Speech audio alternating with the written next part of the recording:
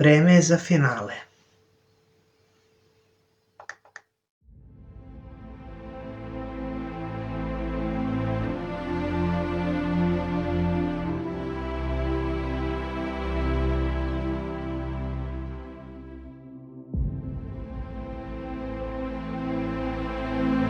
Izgledalo je da smo svi razbijeni na 100 delova.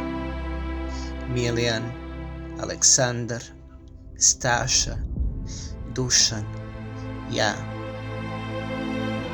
Ali shvatio sam da nevidljivi ljudi nisu oni koje društvo ne vidi, nego oni koji ne vide sebe, koji godinama žive u tišini, u strahu, u sumnji da nisu dovoljni.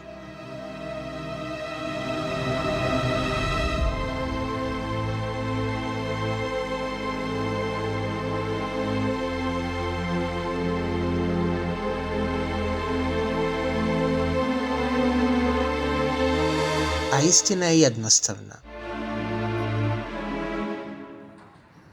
Svi mi zaslužujemo ljubav.